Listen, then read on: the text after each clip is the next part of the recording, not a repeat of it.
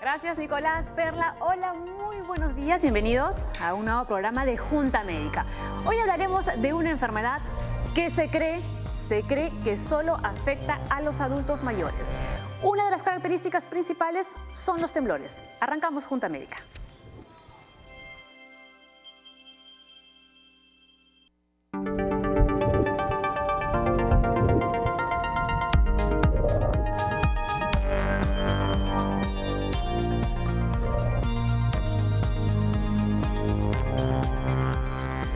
El 11 de abril, ya la próxima semana, es el Día Mundial del Parkinson. Y hoy hemos querido abordar este interesante tema, ¿no? Y tirar por tierra o echar por tierra varios mitos como el que decía al inicio, ¿no? Que se cree que suele aparecer generalmente solo en los adultos mayores. Vamos a presentar a nuestra Junta Médica del día, el doctor José Salazar, médico cirujano, ya es parte del programa y es parte del staff de la Junta Médica. También nos acompaña el doctor Elar Miranda, neurólogo especialista en enfermedades del movimiento. También el doctor Fernando Ramírez, neurocirujano funcional. Ambos trabajan en la Clínica Delgado. Y Severino Crispín, jefe del servicio de geriatría del Hospital 2 de Mayo. ¿Quieren conocer más información sobre el Parkinson? A continuación le vamos a dar más detalles sobre esta enfermedad. Punto número 1, es un trastorno degenerativo del sistema nervioso central que afecta a las células del cerebro que controlan el movimiento. El Parkinson es uno de los problemas neurológicos más comunes que se presenta en los adultos mayores, pero puede que esto no sea del todo cierto, ¿no es así, doctor? Y es una enfermedad crónica y progresiva cuyos síntomas empeoran con el tiempo. La primera consulta, doctores, ¿el Parkinson es un síndrome o es una enfermedad? No, es una enfermedad. O sea, pero la forma correcta de denominarla es enfermedad de Parkinson, que está dentro de un subgrupo de enfermedades que se denomina síndrome parkinsoniano. Síndrome parkinsoniano es toda aquella condición médica que se caracteriza por rigidez, temblor en reposo, bradiquinesia, hipocinesia y pérdida de reflejos posturales. Cualquier cosa que tenga estas cuatro es denominado parkinsonismo, que puede ser por medicación, por ejemplo, antipsicóticos, que es lo más frecuente, ¿ya? Un trastorno neurodegenerativo, ya que puede ser parálisis supranuclear progresiva, enfermedad de Parkinson, atrofia de sistemas múltiples, degeneración corticobasal, demencia de cuerpos de Lewy, por Doctor, ejemplo. Hay mucho que contar sobre esta enfermedad, pero usted ha soltado la lengua y está aquí que me cuenta todo el programa. Así que vamos por partes, ¿no? Vamos a ver el caso primero. Y ustedes dos conocen al paciente, ¿cierto? Vamos a verlo. Creo que sí. No me salía la firma que tenía en el DNI. Yo estaba también arrastrando la pierna derecha ya, se sentía rígida. Me quedé congelado del lado derecho del cuerpo. Mi nombre es Carlos Isuski Guerra. Tengo 57 años y soy paciente de Parkinson. Inicialmente, cuando estuve con mi esposa en una fiesta bailando, sucedió que me quedé de repente, que bailaba con ella, me quedé congelado del lado derecho del cuerpo. Y la verdad que en ese momento me asusté porque no sabía a qué podía deberse, ¿no? Y lo que hice fue esperar hasta el día lunes que llegué a la oficina para poder empezar a sacar un listado de cosas que me venían pasando, pero yo no le prestaba atención. Además de eso, era un problema asociado pues a la escritura, que yo le echaba la culpa básicamente al tema de que como uno ya escribe tanto en las computadoras, uno se olvida hasta de escribir. Por el lado de los temas motores también está el tema asociado al afeitarme, que prácticamente lo que tenía que hacer era mover la cabeza para poder afeitarme y mantener el brazo rígido, para cepillarme. Entonces yo me dije, tengo Parkinson. Y ahí empezó todo el tema, ¿no? Lo que pasa es que este tipo de enfermedad, como me explicó el médico en ese entonces, es una enfermedad que no tiene un diagnóstico médico, sino clínico. No hay análisis para detectar el Parkinson, solamente la revisión física del médico.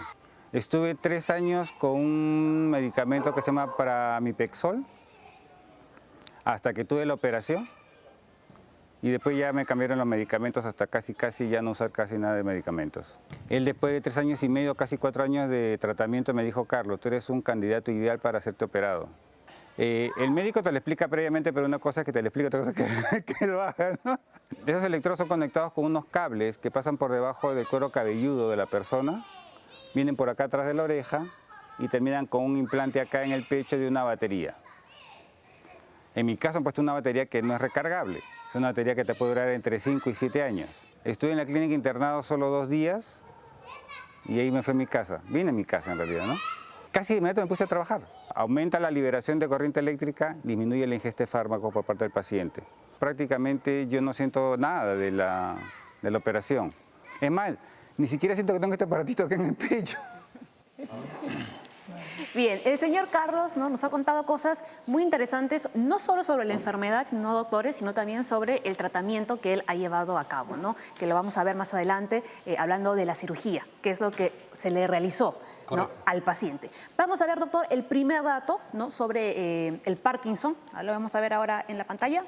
El Parkinson provoca la aparición de síntomas motores y no motores, que afectan de manera diferente a cada paciente. Los síntomas no son iguales en todos las personas. Ojalá fueran iguales. Sí, es una situación degenerativa cuyo inicio es 30, 40 años antes de la aparición de los síntomas motores generalmente. Si estamos hablando de enfermedad de Parkinson clásica, que es la neurodegenerativa primaria, es decir, que viene de la nada, ¿ya? Entonces, los síntomas no motores primarios pueden ser tan conspicuos como problemas eréctiles, disfunción eréctil, trastorno del sueño REM, en el cual durante el sueño actúan el sueño, es decir, gritan, chillan, patean, y siempre son sueños... Son sueños violentos, ¿ya? Eso es lo interesante. Son sueños en los cuales están en conflictos, están peleándose, están pateando un penal, son bien interesantes. Y esto ¿Pero estos sueños se repiten todos los días? No, porque uno no puede tener estos sueños una vez a la semana. No todos los días, es lo interesante. La frecuencia sí va incrementándose desde que la pareja nos cuenta, es decir, la esposa o esposo correspondiente, es decir, que no tiene la enfermedad, que antes era una vez al mes, después cada semana, después 2 a la semana, y así, ¿no? Y ocupan un lugar más importante durante el sueño. Eso es otro. Después la pérdida de capacidad olfativa, además depresión. Un tipo especial de depresión, no precisamente la depresión clásica, sino la anedónica. ¿Ya? Entonces, esos son generalmente los síntomas no motores que se adelantan al inicio de la enfermedad mucho tiempo antes. Trastornos gastrointestinales como constipación. Desgraciadamente, Paola, esta situación, como es conspicua, lenta, no es notada por el paciente o bien las personas, entonces degenera. Pero pasa desapercibida, ¿no? Es que actualmente justamente ese es el objetivo, que nosotros tengamos la capacidad de detectarlos en esa etapa, entonces actuemos y le demos los tratamientos necesarios de que de alguna manera disminuyan la progresión de esta situación. En caso del paciente, la detección fue 15 años antes, ¿no? Sí, bueno, el señor Isuski en particular es una persona muy inteligente. Ya quisiéramos que todos nuestros pacientes fueran tan observadores como él. Que apreció una característica que él mismo le ha dicho, que es la asimetría de la enfermedad. La asimetría es una condición que se presenta en algunos parkinsonismos, no en todos, ¿ya?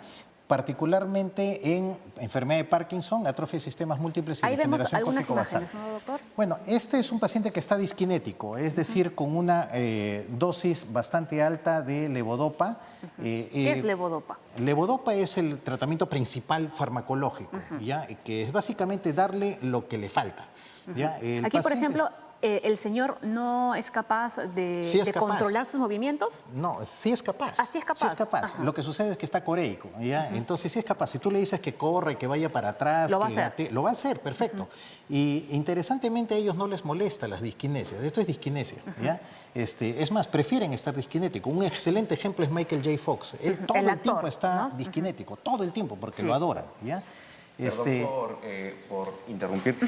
Y es importante que estén viendo esas imágenes con, el paciente anterior, con las disquinesias, porque eso de ahí es una complicación de la medicación, es una complicación que va apareciendo con los años. Es una consecuencia. Es una consecuencia y aparece a partir de una cierta cantidad de años de estar con levodopa. Y eso de ahí es importante porque una vez que se llega a ese momento, la limitación para poder controlar, estamos muy limitados para poder controlar esto. Hay otros fármacos en los cuales se puede uno apoyar, pero esos de ahí son los pacientes clásicos y los primeros pacientes que fueron sometidos a cirugía, porque ya no hay otra opción farmacológica. sea, ya no les funcionan los medicamentos. No, sí, Les funciona, pero aparecen esos movimientos que son tan Claro, que son las- incapacitantes, ajá. que pueden llegar a ser tan incapacitantes, discapacitantes como la enfermedad en sí. Lo que dice el doctor Ramírez es muy cierto, es decir, que a medida que pasa el tiempo nos vamos quedando relativamente sin balas, ¿ya? Entonces esa es una situación. Entonces eso que aprecia. Aquí, por ejemplo, la señora está parkinsoniana, ¿ya? En el otro espectro. Ahí la vemos, ahí ¿ya? está corriendo. Bueno, pero ahí está bajo efecto de la medicación y aquí está sin efecto de la medicación. Esa es una característica de Parkinson que ya ha avanzado, en el Los cual... temblores. No, en el cual va de una condición de estar muy parkinsoniana, es decir, con rigidez, bradiquinesia, hipocinesia, pérdida de reflejos posturales y temblor, a una condición en la cual se mueve demasiado. Exacto. ¿ya? Entonces, pero, doctor, para que quede claro y para que la audiencia pueda entender los síntomas que vemos como los temblores, que son los característicos, ¿no? En las personas que tienen Parkinson, es cuando la enfermedad ya está avanzada. Sí. No son los primeros síntomas que aparecen. Definitivamente que no. Y estos temblores, ojo, no aparecen, o sea, empiezan poco a poco. ¿no? Vemos ahí algunos síntomas motores, ¿no? Hemos visto los no motores, ¿no? Usted decía los no motores. Correcto. Vemos ahí, vamos por partes, síntomas motores, temblor, pero también está el contrario, ¿no? Rigidez muscular. Sí. La persona se pone así muy rígida. No. Entonces... No. Bueno, es que es un tipo especial de rigidez, ¿ya? A ver, explíquenos. La situación de la rigidez es de que la siente el que le examina. El paciente no percibe la rigidez, el paciente lo que percibe es la distonía, ¿ya? Que ¿Qué es es la una distonía? contracción de músculos. Mira, Parkinson es una enfermedad que malogra los programas motores. Y los programas motores que más se usan, ¿ya? Malogra el habla, malogra caminar hacia adelante, ¿ya? Malogra escritura fina, ¿ya? Pero no malogra, por ejemplo, caminar hacia atrás cuando nadan, montan bicicleta, ¿ya? O cantan. Un paciente puede estar terriblemente parkinsoniano y festinando, es decir, hablar así, pero tú le dices, señor, cante, y me canta, y canta perfecto, ¿no? Entonces, pero esto es imposible, se está haciendo. No es así, ¿ya? Es una situación en la cual los programas motores son afectados. Entonces, lentitud de movimiento, sí lo podríamos colocar como un síntoma motor.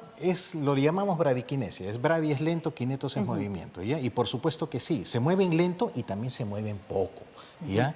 Es decir, cuando yo, por ejemplo, pido a un paciente que me haga la maniobra esta, no solamente la hace, claro, la maniobra de pinza, no solamente la hace muy de baja amplitud, sino también la hace lentamente. Entonces son dos características en las cuales se verifica este tipo de Y aquí situaciones. hemos añadido algunos cuantos, perdón, José, ¿no? Síntomas no motores, dolor, ¿sienten dolor? Pero definitivamente. ¿En todo el cuerpo? Vas a encontrar médicos que les van a decir que al paciente que el Parkinson no duele. Sí duele, y duele bastante, ¿ya? Y es un dolor bastante específico, y es muchas veces puerta de entrada de esta condición, ¿ya? Que buscan pues alivio en otras maneras, ¿no? Buscando especialistas en enfermedades osteoarticulares, musculares. Es más, otra de las formas de presentación que se está viendo es fibromialgia, ¿ya? En la cual hay dolores diseminados, migratorios, Se puede y que confundir. después, sí, claro, es que eso es lo malo, cuando justamente la enfermedad avanza muy lento y a lo largo de los años van agregándose cosas, es la que da la clave, sí. Exacto. Agotamiento, ansiedad y depresión. Van con los síntomas no motores más bien. ¿ya? Claro, los no motores estamos hablando. Esa anedonia, esa incapacidad de empezar a desarrollar las cosas, no es, como les decía, una depresión clásica, ¿no? Sino es un tipo especial en la cual están, vamos a ver, no tienen el drive, es decir, las ganas de iniciar las situaciones, y poco a poco esta situación puede ir variando. Así es. José quería comentar algo. No, más que nada para reforzar lo que dice nuestro especialista, en los síntomas motores vamos a encontrar varias patologías que tienen que ver con estos síntomas, con esa clase de problemas, pero el temblor, lo que va a ayudar bastante en el diagnóstico diferencial es que el temblor es en reposo, lo que no vemos en otros cuadros. Y con referente a la lentitud, a la bradicinesia, es el síntoma más incapacitante que va a encontrar el paciente a la larga, al final de toda la jornada de la enfermedad. Claro, así es. Es importante recalcar algo que mencionó el doctor Ela. Está en relación, primero, hacer presente a las personas que existen enfermedades neurodegenerativas. A la cabeza, enfermedad de Alzheimer, Parkinson, esclerosis lateral amiotrófica, y ¿Esto qué significa? Que hay destrucción de las neuronas selectivamente en las áreas que afecta y no hay cura. O sea, al final, por más dosis alta de levodopa, carbidopa que le dé, no va a funcionar. Esa es la idea, bueno, esa es la definición de estas enfermedades neurodegenerativas, ¿no? Ok, muy bien. Hacemos nuestra primera pausa en Junta Médica. Señores, recuérdenlo siempre. Información es prevención, así que Junta Médica es el equipo de la salud. Ya regresamos.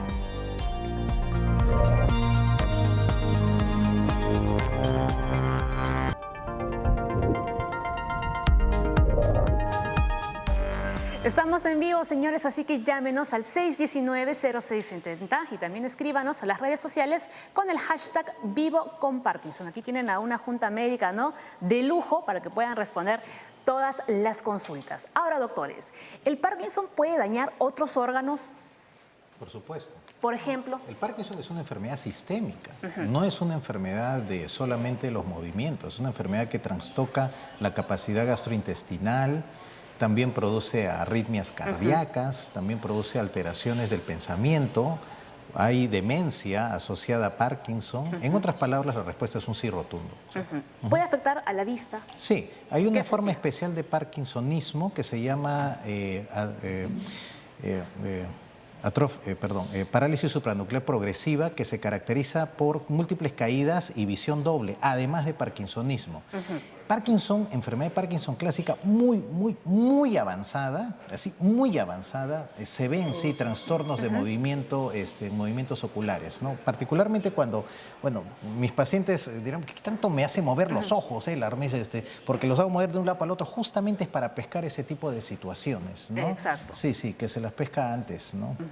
Pero de todas formas, cuando ustedes hablan con los pacientes, ¿no?, y le explican acerca del Parkinson, tienen que explicarlo de una manera muy sencilla, porque yo estoy viendo que hay términos un poco complicados, ¿no?, para entenderlos, se les va educando. ¿no? Justamente esa es otra de las funciones del médico, ir educando y además que usen los términos apropiados, ¿no? Habrán escuchado, por ejemplo, al señor Isuski, que él habla correctamente de Pramipexol y no dice la marca comercial, lo cual es muy correcto, ¿no? Claro, pero el señor, porque tiene Parkinson, pero digamos la audiencia que nos está escuchando, ¿no, puede decir ese término y decimos, ¿de qué está hablando? Justamente por eso, es que pasa por el filtro de que su médico le enseña, mira, esto llámalo así, esto llámalo así, y la comunicación entre los dos viene a ser muy fluida, muy fluida. Entonces usa términos adecuados y nos entendemos, ¿no? Ahora, no se sabe a ciencia cierta cuáles son las causas, ¿no? ¿Qué es lo que realmente causa el Parkinson? Se han encontrado factores genéticos, pero también se han encontrado factores ambientales. Se han encontrado también causas infecciosas que te pueden llevar a desarrollar un cuadro de Parkinson, fármacos. Sí. Hablando de los factores genéticos, ¿el porcentaje de que un familiar pueda desarrollar la enfermedad es bajo o es elevado? Es bajo, gracias a Dios. Es bajo. La enorme mayoría de las veces es esporádico. La tasa promedio mundial es de 5% de los pacientes con Parkinson que tienen una historia genética. Para quien ve Parkinson todos los días, como el que habla, sí tenemos grupos en los cuales en la familia tiene un primero, segundo, tercer caso. La incidencia es de 1 a 2% es muy mundial. No creas, no es muy poca. Entonces, si tú en una misma casa tienes dos, o sea, eso es como sacarse la lotería 2 veces, ¿ya? O sea, realmente 2 veces, ¿ya? Entonces, eso ya para la oreja y básicamente nos hace sospechar en esos casos genéticos, ¿no? Claro, hay una correlación con la enfermedad, es una relación con el paciente, pero también integramos a la familia, porque siendo una enfermedad discapacitante tenemos que ser claros con ellos, con el paciente y la familia, para que pueda adaptarse poco a poco en las dificultades que va a presentar.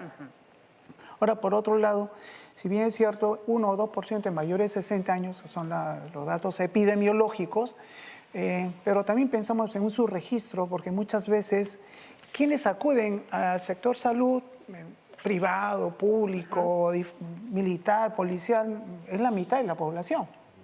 La otra mitad de la población, un poco menos, 50% de usuarios de servicios de salud, no acuden. Entonces, Y siempre proponemos que esto es un subregistro, debería haber más personas afectadas con este problema. Y que no estén diagnosticadas. Desgraciadamente. Así es.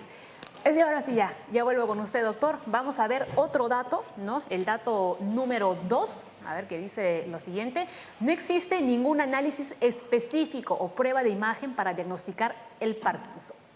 ¿Estamos de acuerdo? De acuerdo. El diagnóstico es un diagnóstico clínico. Es un diagnóstico que se hace en consultorio y finalmente lo que confirma la enfermedad es el tiempo. Es el tiempo. Aparecen los síntomas, los primeros síntomas y se va confirmando con el tiempo y con la respuesta que el paciente pueda tener a levodopa. Pero ¿se pueden hacer otras pruebas para descartar otras enfermedades? Se pueden hacer pruebas, hay imágenes que también apoyan el diagnóstico, pero finalmente esto es algo clínico. Clínico. Muy bien. Vamos a ver el dato 3. La estimulación cerebral profunda es una opción de tratamiento para los pacientes con Parkinson cuyos síntomas motores ya no responden adecuadamente a la medicación, ¿no? Ahí es donde entran ustedes. Exacto. Yo siempre recalco que el tratamiento de la enfermedad de Parkinson es un tratamiento farmacológico inicialmente y el paciente tiene que disfrutar de esto, digamos. Pero a medida que van pasando los años, empiezan a aparecer complicaciones por la medicación y una de ellas es la que vimos hace unos minutos, que son las disquinesias. Y esto se vuelve tan discapacitante. ¿Como aquellos, por ejemplo, aquellos movimientos? Eso es el temblor, eso de ahí es eso es la enfermedad en sí. Okay. Pero vimos un video con un paciente caminando con que se movía aquel paciente. Exacto, este es un paciente bastante avanzado y esto de acá es complicación de la levodopa y esto es algo que aparece a medida que van pasando los años en los pacientes. Y eso es como repetimos, ¿no? A consecuencia de la medicación. De la medicación, exacto. Entonces, esto es un extremo, ya no se espera que los pacientes, ya no se debería esperar que los pacientes lleguen a esto, digamos. ¿A los cuántos años más o menos aparece esta consecuencia de tomar la medicación? Poco a poco, a partir del cuarto año más o menos, se pueden empezar a aparecer estas complicaciones. Hay otras complicaciones que también pueden ser las fluctuaciones no motoras, las fluctuaciones en sí, que el paciente no esté estable desde el punto de vista motor durante el día. Claro, pero doctor, siempre decimos que cada paciente es un mundo, no todos reaccionan de la misma forma. En el caso de esta medicación, ¿sí todos acaban así o no? No. Es importante aclararlo. No todos. Pero lo importante de esto es que ya uno se queda sin armas para poder controlar lo que decía el doctor, ¿no? Se quedan sin balas. Exacto. Y ahí es cuando la estimulación cerebral profunda entra a tallar. Los criterios de selección son bastante estrictos. Se tiene que confirmar que se trate de enfermedad de Parkinson. Por eso no se les ofrece muy tempranamente a los pacientes, porque como les decía, el tiempo es lo que confirma. Entonces, la cirugía en algún momento de la enfermedad va a ser recomendada. ¿Y en qué consiste esta estimulación cerebral? La estimulación cerebral, esta es una resonancia magnética, son cortes de esta manera, lo que se conocen como cortes axiales, cortes coronales, y estos son cortes sagitales de costado. Y finalmente la cirugía, el objetivo es implantar electrodos, son unos electrodos muy pequeños, en lo que se llaman los núcleos subtalámicos. Los núcleos subtalámicos son núcleos del mesencéfalo, el mesencéfalo es una estructura bastante profunda del cerebro central. Esto de acá que se ve como si fuera un Mickey Mouse, estos círculos un poco más negros acá son los núcleos rojos. Y esto de aquí, que está más lateral, la parte posterior es el núcleo subtalámico. Son estructuras muy pequeñas, de más o menos unos 5 milímetros, que están, que están tanto del lado derecho como del lado izquierdo. Eso es lo que ustedes colocan dentro, ¿verdad? Exacto, eso es lo que se coloca. Se colocan unos electrodos, hay que mapear bien este núcleo, porque hay que localizar bien el electrodo, porque son estructuras muy pequeñas. Exacto. A ver, hacemos un pequeño paréntesis, doctor, porque tenemos una llamada telefónica. Mayra, hola, buenos días. Buenos días, señorita. Quisiera hacer una consulta con respecto al Parkinson. Mi madre tiene 81 años, ella padece de Parkinson ya hace como 10 años, y uno de los grandes problemas que tenemos con ella es que se le quita mucho la tráquea. cada vez que percibe ají, algo ácido, simplemente con la saliva, automáticamente se le cierra la tráquea y nos ha pegado unos sustos terribles. Tenemos que darle agua abundante, darle un poco de aire. Cuando ya hemos consultado en el seguro con el neurólogo, me indica que eso también es parte del Parkinson. A ver, Mayra, queremos, por favor, ¿nos puedes repetir nuevamente tu consulta? Estamos en vivo, señores. Bueno, al parecer hemos perdido la comunicación con Mayra, en cualquier momento la retomamos con ella. Vamos a ver la segunda parte del caso, porque está muy relacionado con lo que tú nos estás contando, porque al señor Carlos, ¿no? Ustedes le hicieron esta cirugía y le implantaron, ¿no? Exacto, y solamente para poder terminar, y una vez implantados estos electrodos se conectan a un marcapaso pequeño que va en la parte anterior del tórax, que va por debajo de la piel. Perfecto. Vamos a ver entonces qué más nos contó el señor Carlos. Mi vida, inclusive después de haber tenido la operación, fue bastante mejor, mucho mejor de lo que tenía durante el tratamiento, porque ya dejé de tomar pastillas. El gran tema con las pastillas es que las pastillas tienen un efecto ascendente y descendente. O sea, aumenta el efecto de la pastilla y luego comienza a diluirse. Entonces tiene un efecto que tú estás en este plan, de subir y bajando. En cambio, con la operación y con la batería que tengo en el pecho, el tratamiento se hace estable en el día y la batería funciona a las 24 horas del día. Evidentemente, cada caso es único, como yo le decía también a otras personas, cada caso es único. Y una de las cosas importantes de esto es que siempre hay que tratar de verse con un neurólogo que sea especialista en Parkinson. Yo creo que las personas deberían de, al tener estos síntomas de rigidez, de temblor, acudir de inmediato a un neurólogo para poderse hacer chequear, porque contra más temprano empiece uno es mejor. Lo segundo respecto a esto es que las personas que ya sepan que tengan Parkinson no tengan miedo de compartirlo con su entorno cercano. Lo peor que puede pasar es que no lo compartan, porque eso agudiza mucho más aún el aislamiento de la persona. Y tercero, busque siempre una segunda opinión y que sea un especialista, un neurólogo especialista en Parkinson de todas maneras. Muy bien, ahora sí, ¿no? ¿Nos puedes explicar exactamente en qué consiste esta cirugía? ¿Cuánto dura? ¿Cómo es en sí la intervención? Ok. Para poder localizar estas estructuras tan pequeñas que miden unos 5 milímetros, se tiene que hacer una muy buena resonancia magnética para poder identificarlas. Y esa resonancia magnética yo la tengo que convertir finalmente en un cubo para poder yo navegar, para poder tener coordenadas como en un GPS. Y eso ahí se logra colocándole al paciente un marco que se conoce un marco por estereotaxia. Y con eso yo finalmente tengo coordenadas X, Y, Z, tengo ángulos de entrada y todo para poder garantizar que voy a llegar a ese punto que yo quiero. Muy bien. Una vez que yo estoy en ese punto, yo tengo que buscar la actividad eléctrica, porque el núcleo subtalámico, habían unas imágenes que yo mandé también. Vamos explicándolo ya, porque si no, tienes una pausa. El núcleo subtalámico eléctricamente se comporta de una manera específica en la enfermedad de Parkinson y eso yo lo voy buscando, yo lo busco en la cirugía. ¿Cuánto dura esta intervención? La parte de la implantación de los marcapasos, de los electrodos, son más o menos unos... esta es la actividad eléctrica del núcleo subtalámico. Y esto es lo que yo busco. Esto no es la actividad eléctrica. Entonces yo voy buscando y una vez que yo encuentro esto, yo estimulo en sala de operaciones y veo la respuesta clínica. Veo que el temblor disminuya, que la rigidez desaparezca y que esos movimientos sean mucho más rápidos. Y eso, o sea, ustedes van probando durante la cirugía. Exacto, porque es una cirugía que yo tengo que estar seguro dónde estoy poniendo dónde voy poniendo los electrodos. Vuelvo a hacer la pregunta. ¿Cuánto dura más? Esta parte de la localización de los electrodos, más o menos la parte quirúrgica, dura unas 4 horas más o menos. Y después la implantación del marcapaso y el conectar los electrodos a este marcapaso es 1 hora más o menos. Eso es lo que dura la parte quirúrgica en sí, pero todo el proceso nos tiene en sala prácticamente todo el día, ¿no? Pero es también interesante lo que contaba el señor Carlos, que a los 2 días él ya estaba en su casa. Exacto. O sea, la recuperación, o mejor dicho, el tiempo que tiene que estar en la clínica o en el hospital es relativamente corto. Es relativamente corto, sí, es por un tema de seguridad, completan antibióticos y después se van a su casa prácticamente igual a como estaban, porque no activamos el sistema hasta después de una semana. ¿Tienen que guardar reposo o ya pueden hacer sus actividades con normalidad?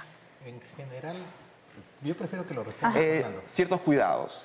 Ciertos cuidados se les depende de qué es lo que hagan, cuál sea su trabajo, pero por lo general ellos quieren regresar a trabajar Claro, su rápido. actividad normal, ¿no? Exacto. Muy bien, hacemos una nueva pausa en Junta Médica. Estamos hablando del Parkinson. Envíenos sus consultas con el hashtag Vivo con Parkinson.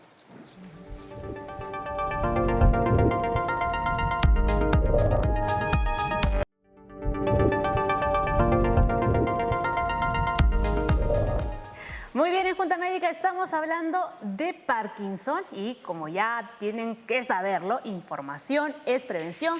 Por eso, Junta Médica somos, yo también me incluyo, somos del equipo de la salud. Doctores, nos han llegado varias consultas. Ahí va la primera. Mayra Plácido de Bellavista, en el Callao, pregunta, su mamá tiene 81 años y hace 10 tiene Parkinson. El problema es que se le cierra la tráquea con la saliva cuando come ají o cuando está percibiendo diversos olores.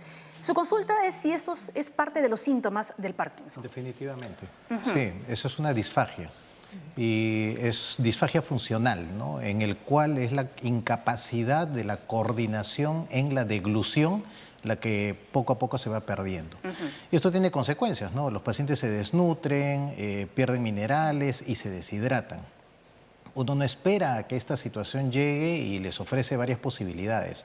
Además de que trastoca terriblemente la medicación. Pues si te imaginarás de que la pobre señora, el problema de la deglución de los fármacos y todo lo demás, entonces esto es un círculo vicioso. Sí hay que manejarlo. Tiene que buscar ayuda especializada ya. Exacto. Otra consulta. Rosita Fernández, desde Piura, ¿no? Pregunta, ¿hasta qué edad un paciente es candidato para la operación? Ella tiene 63. En teoría la edad no nos importa mucho. No es ningún impedimento. No es ningún impedimento. Los criterios de selección son que tengan buena respuesta a levodopa, porque la respuesta a la medicación, la respuesta a los síntomas de la enfermedad es lo que nos va a decir que el paciente va a tener éxito con la cirugía. Dos, que no hayan problemas cognitivos. ¿Qué es lo que me refiero? Que no exista una demencia, que no hayan problemas de memoria.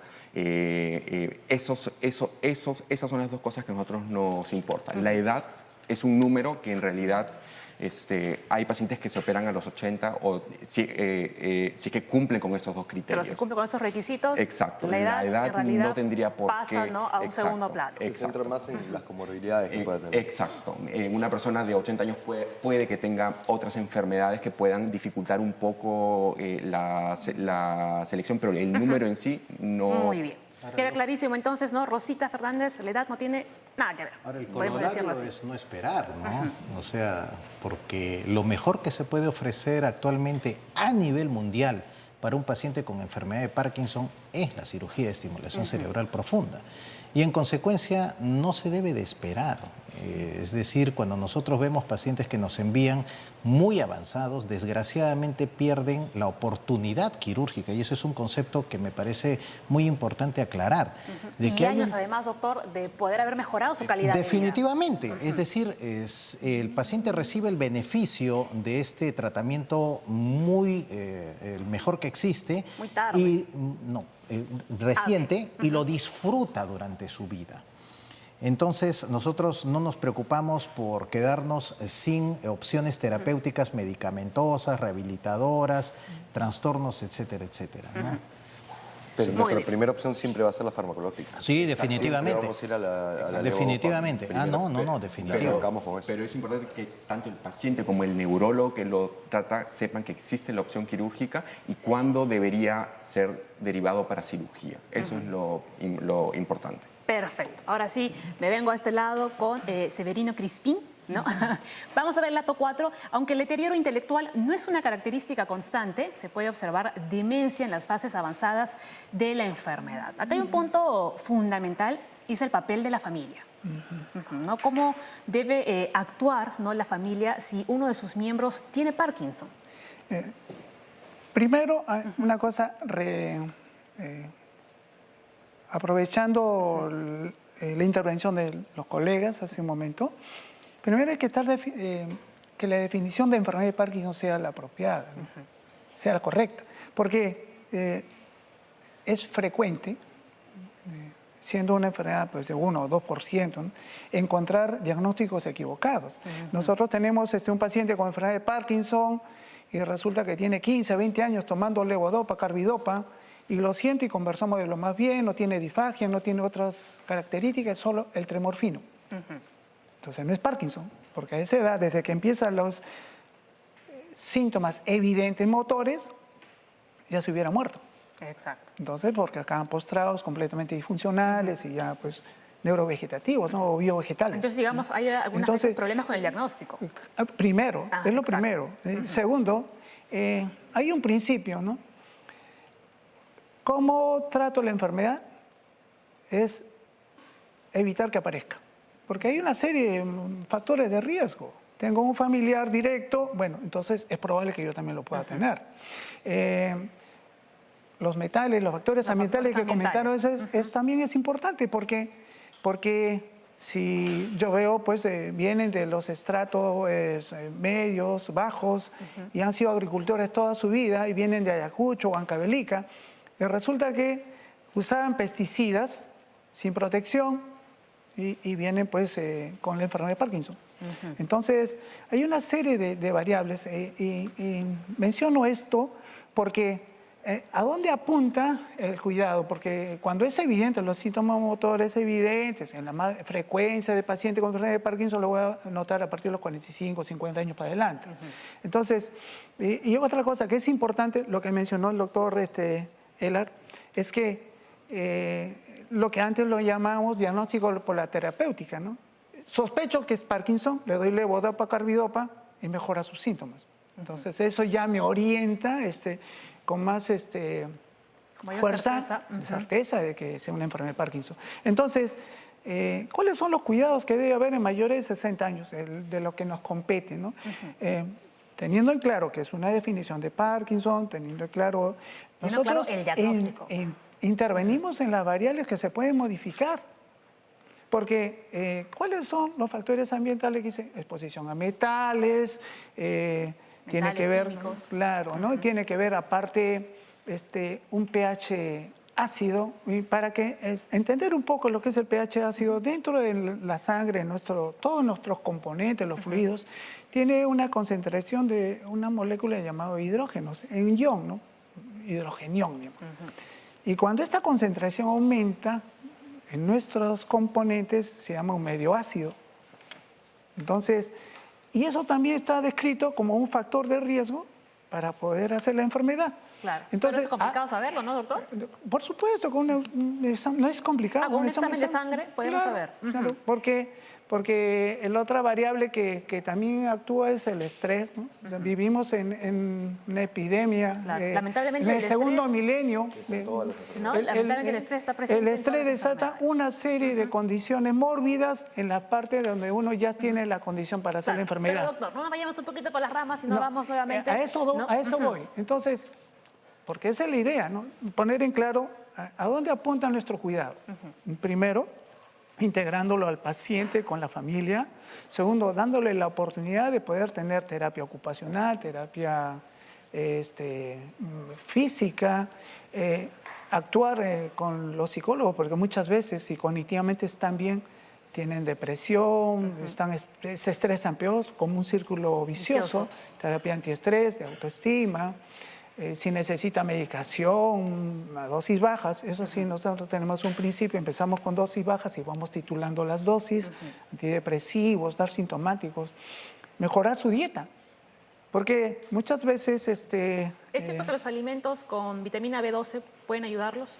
No solo la B12, existen, bueno, en realidad hay un principio, nadie tiene la verdad total, pero tampoco estamos alejados de ella. Entonces, no hay algo que me diga esto es la cura. Exacto. En principio no se sabe por qué aparece, sabemos los factores.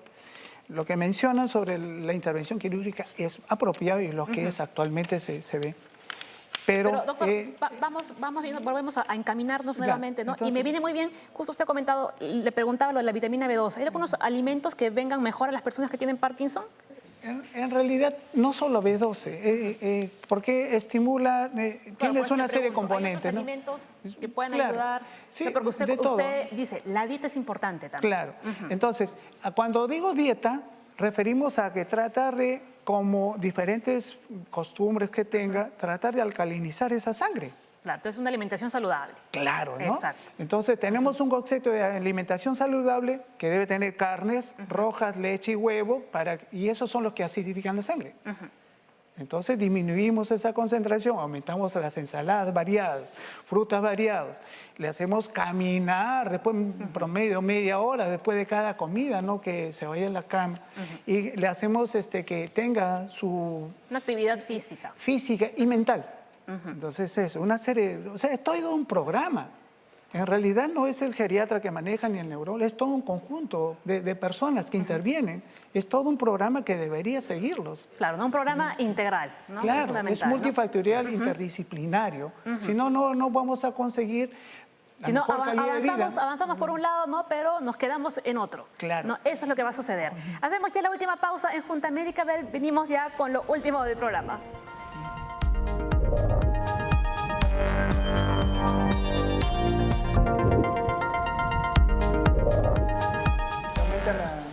Bien, ya vamos con lo último del programa. Los doctores estaban... No callan los doctores. Luego cuando los paro aquí, dudan. Hay mucha información. ¿No? Hay tanta información, ¿no? Que a veces cuesta dosificarla, ¿cierto? ¿No? Por eso en algunos programas decimos, hay volumen 1, 2, 3, 4.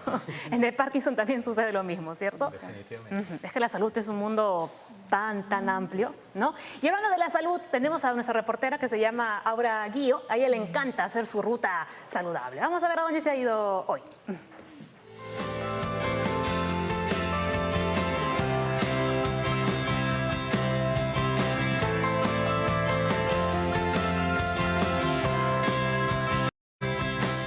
Hola, en esta nueva ruta de la salud hemos llegado al INR, al Departamento de Lesiones Centrales, para ver qué actividades y terapias tienen para los pacientes con Parkinson. Por eso estamos con el doctor Fernando Urcia. ¿Con qué programas o terapias cuenta el departamento? Bien, el Departamento de Lesiones Centrales se encarga de atender las secuelas neurológicas de diferentes etiologías, y una de esas es la enfermedad de Parkinson. De la enfermedad de Parkinson que atendemos nosotros en la institución, tenemos una demanda de más o menos aproximadamente un 8 o 9% del total de pacientes que atendemos en el departamento.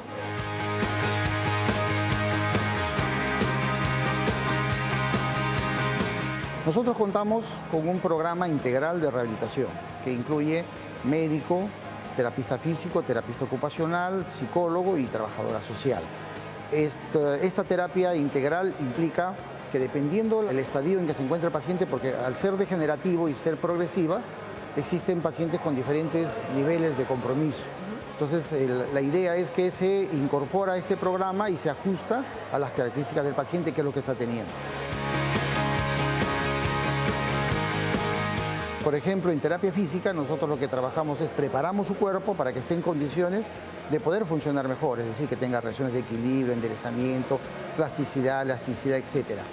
Esto a su vez va a ser coayudante para que esta persona, cuando vaya a terapia ocupacional, que es el área donde se le entrena para que haga el día a día, ¿no es cierto?, esté en capacidad de poder vestirse, de poder bañarse, de poder comer, de poder desplazarse, de subir escaleras, utilizar transporte público, etcétera, etcétera, dependiendo también de la gravedad de su compromiso, ¿no? Entonces se complementan unas con otras para cosas incluso tan sencillas que ese paciente tiene que aprender a caerse, porque es probable que se puede caer, y aprender a levantarse también. Por otro lado, psicología lo que trabaja básicamente es el aspecto individual del paciente, porque una persona con una enfermedad degenerativa que es progresiva siente que día a día va perdiendo sus funciones, entonces se deprime, tiene una serie de alteraciones en la conducta, en el ánimo, entonces se le trabaja la parte individual. Y por otro lado se trabaja la parte grupal, es decir, con la familia. La frecuencia con la que se realizan estas terapias o programas ayuda a disminuir quizá el avance o la velocidad con la que va la enfermedad.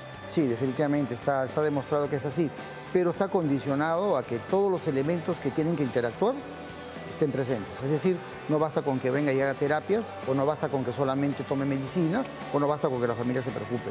Todos los elementos, al conjugarse y ser interdisciplinaria la presencia de todos ellos al mismo tiempo, sí permite de que por lo menos se frene la velocidad con que se está llevando la progresión de la enfermedad.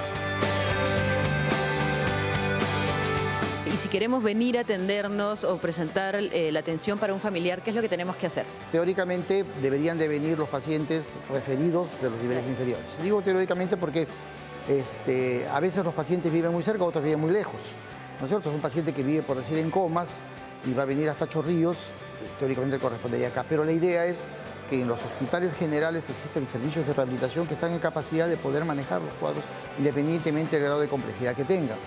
De no ser así, ellos lo refieren, nos mandan con referencia, lo envían donde nosotros y nosotros los incorporamos en el programa.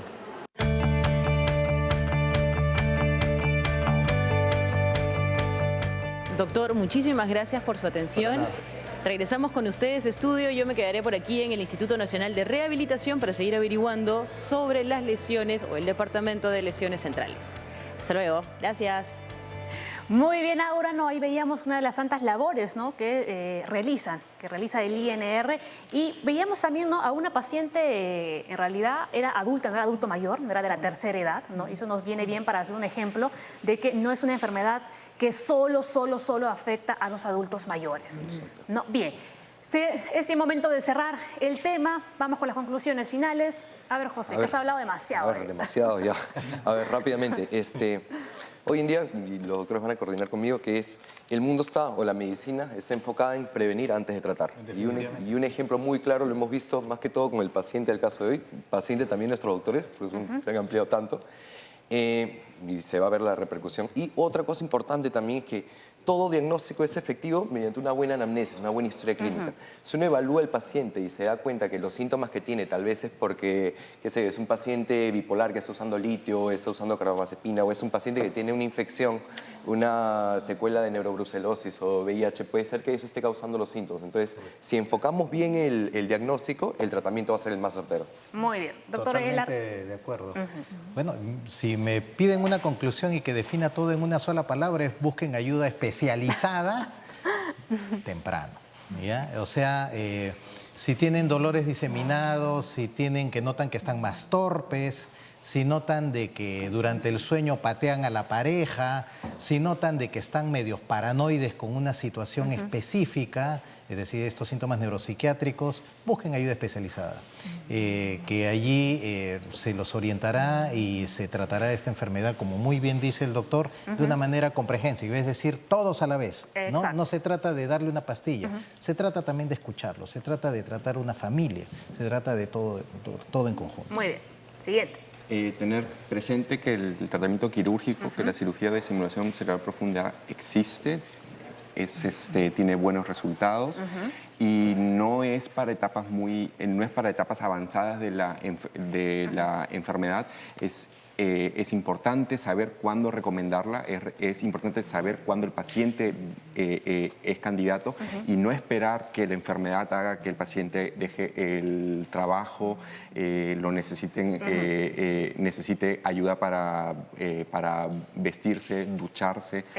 No hay que esperar a eso. Y también, para puntualizar lo de la cirugía, la edad, ojo, no tiene nada que ver. Si es candidato, la edad no es ningún inconveniente, no es ningún problema. Condiciones que tenga exacto. La edad. Por eso, digo, si es candidato, la edad, no hay problema con la edad. Y por último, doctor. Dos aspectos. Uno, practicamos lo que es la empatía, nos ponemos en el lugar del paciente. Muy bien. Entonces, con esto tratamos de percibir lo que él percibe de sí mismo y de su entorno, que muchas veces cuando no se entiende empieza el aislamiento que comentó el doctor. El trabajo es multifactorial, holístico, dinámico, que no solamente es dieta, como han visto en los videos que lo han puesto, con terapia física, psicológica, la prevención Es fundamental. fundamental. Nos queda ya un minutito y yo quiero aprovechar ese minutito porque hoy también es un día muy especial en Junta Médica y es que, señores, hoy 5 de abril cumplimos un mes, ¿no? Un mes llevando información a todos ustedes. Información es prevención. Dani, por favor, miren lo que nos han regalado, ¿no? Por nuestro primer mes de Junta Médica. Y se preguntarán, bueno, aquí vemos al doctor Salazar, que es parte del staff, ¿no? Y también el doctor Leslie Soto, ¿no? Que bueno, hoy nos ha podido acompañar. Más alto que ustedes. Más alto. Yo soy la más bajita y mire, soy la más alta. Vamos a agradecer a Madeleine Bakery Boutique, ¿no? Por la tortita tan linda que nos ha preparado, ¿no? Por nuestro primer mes, por nuestro primer aniversario. Que he visto en toda mi vida. Así es, muy bien. Bueno, también vamos a agradecer a los doctores que nos han acompañado el día de hoy en Junta Médica, ¿no? Para conocer más sobre el Parkinson, no todo sobre esta enfermedad, aunque hay más, ¿no? Queda mucho más todavía. Así que los invitaremos otro día para seguir conversando sobre este tema. Nos despedimos. Mañana hablaremos de ansiedad y depresión, así que atentos al programa 9 en punto. Gracias Motivos, gracias YouTube y gracias a ustedes. Mañana nos vemos, se quedan con Jaime Lertora y a lo grande. Chao.